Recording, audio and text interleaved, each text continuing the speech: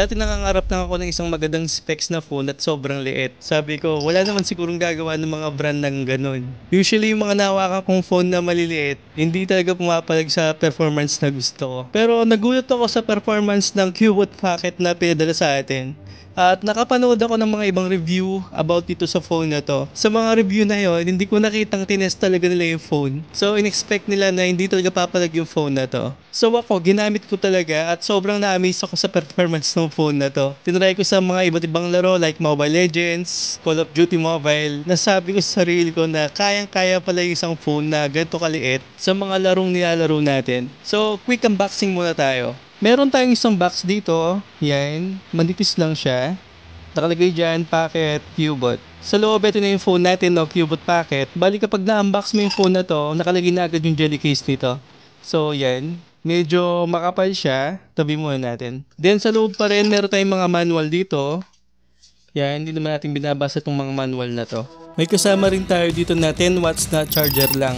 Kaya siya 10 watts kasi mababa lang yung capacity ng battery natin. Nasa 3,000 mAh capacity ng battery. Pero sa lit ng phone, tumatagal naman to na halos isang araw. So yan, may puti tayong charging brick dito. Ang nagustuhan ko sa phone na to, Type-C na yung cable nito.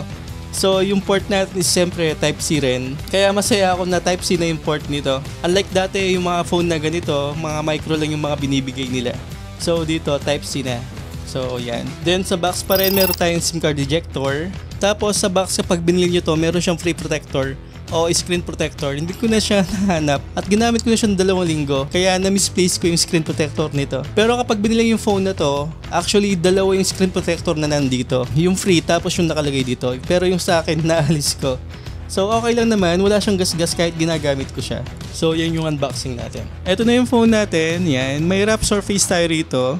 May nakalagay dito Cubot, tapos metal to, pati dito metal din siya. Tapos meron tayong isang camera dito, tapos isang flash. At wrap surface, kung dinig nyo, medyo magaspang talaga. Yung paligid nito, ganun din, medyo may pagka-wrap surface din siya. Sa taas, wala. Sa baba naman, yung Type-C port para doon sa charging niya. Yung microphone nandito sa baba ng screen. At sa kabilang side yung power button natin. Kasama din dito yung SIM card tray. Bali yung SIM card tray nito is dual SIM card tray siya, 2 SIM at isang micro SD card. At expandable naman siya to 120GB of storage. So kung nagkukulang ka sa storage nito, pwede nyo naman siya dagdagan. Bali ang nakuha nating variant is the 4GB of RAM, 64GB of storage. Actually yung sa ganito kalit na phone, yung 4GB of RAM, okay na yun. Tapos 64GB of storage, saktong-sakto lang. Para may idea kayo kung gano'n siya kaliit, ito yung Poco F4 ko. Tapos ito yung Cubot. Yan, ganyan siya kaliit. 4 inches lang yung screen nito. At sobrang liit talaga. Then pakita ko rin yung phone cooler ko. Ito yung Black Shark na phone cooler ko. Ito yung Cubot Mini, tapos ito yung phone cooler. Kapag nilagay natin yung phone cooler dito, hindi siya sasakto.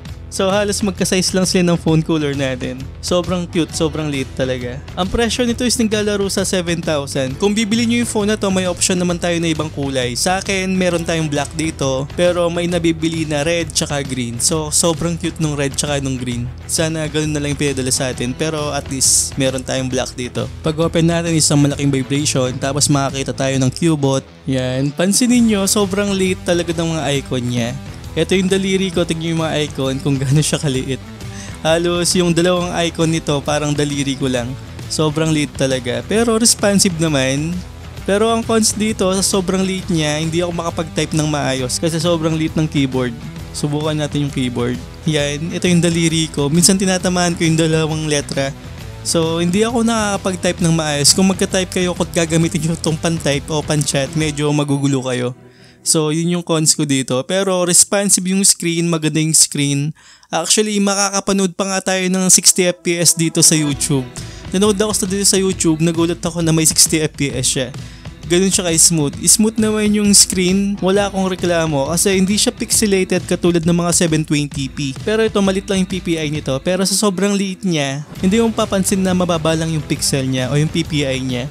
Sobrang linaw para sa akin. Kapag nanonood nga ako sa YouTube, yung color okay na okay. Tapos sa liit ng phone na to, yung 60fps, meron siyang ganun. So, yun yung maganda dito. Kung panood lang ng movies, Netflix, YouTube, papalig pa rin to. Pero tsagain nyo na lang kasi sobrang liit nga lang. Kasi nasanay tayo sa mga 6 inches na phone, 7 inches na phone, diba? Pero nung una, yung mga Nokia days, actually pag ganito, malaki na yung screen natin.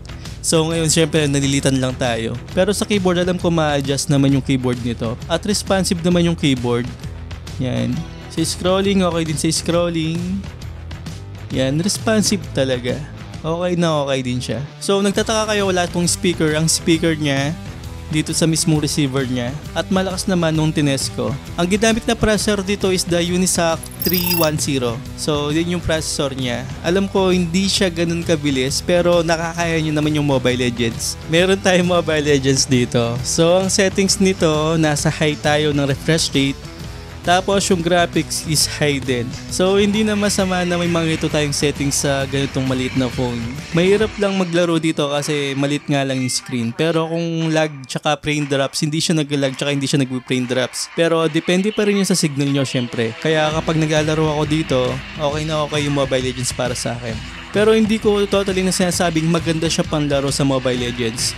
Yun nga lang talaga dahil maliit nga lang yung phone, responsive naman siya kaso lang minsan mali yung napipindot mo sa sobrang liit ng screen niya. Kapag sanay tayo sa malaking phone at naglaro tayo sa Mobile Legends dito, medyo mahirapan tayo. Pero kung palagan lang, kung maliit lang yung daliri mo, kayang-kaya naman to. At sobrang nakakagulat lang talaga na sa ganitong kalit na phone, pwede tayo maglaro sa mga ganitong laro natin.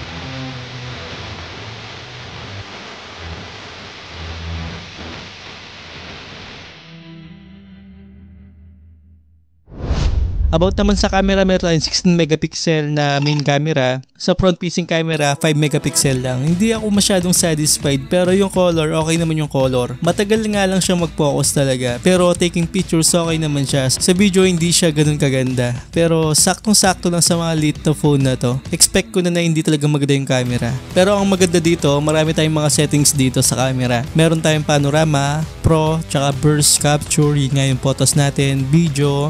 Meron din tayong mga time-lapse. Tapos sa more, meron tayong filters tsaka QR code. So marami ka rin pagpipilian dito pagdating sa camera. Pero sabi ko nga kanina, hindi ako masyadong satisfied. Pero parang kesa wala, at least meron tayong ganito. Ang masabi ko lang dito, highly recommended ko yung phone na to sa mga mahilig sa mga maliit na phone. Fully functional naman talaga siya. Yun nga lang, hindi siya pwedeng pang araw-araw na gamitin mo kasi malaki yung mga daliri natin. Pwede to sa mga bata, actually sa mga bata pwede talaga to. Sa mga babaeng maliit yung kamay, pwede rin to. At sa mga mahilig mag-collect ng maliit na mga gamit, like yung mga phone nga na ganito. At nag-enjoy ako kasi sa ganito kalit na phone, halos kinakaya naman niya. Yun nga lang kapag naglalaro ako medyo mainit yung phone na to. So isang cons ko yun. Isang cons ko pa wala siyang audio jack. Sana kahit pang MP3 na lang to o pang music na lang sana. Pero yun nga lang talaga wala tayong makikita ng audio jack dito. Then sa screen functional naman siya. Maganda yung screen nito para sa akin. Sa gaming pwede rin sa gaming yung mga casual games lang. Yung mga hindi mabigat na games pwede to. Sa TikTok pwede rin siya. Pero pang chat medyo tagilid tayo doon kasi malit yung mga keyboard nito. So, hirap na hirap ako mag-type dito sa laki ng kamay ko. Sa mga bata, pwede siguro to. So, sana nakatulong ako sa inyo. Huwag niyo kalimutan mag-subscribe sa channel ko at hit yung bell icon. So, once again, this is Paul Tech TV. Where you find me? Hope you find me.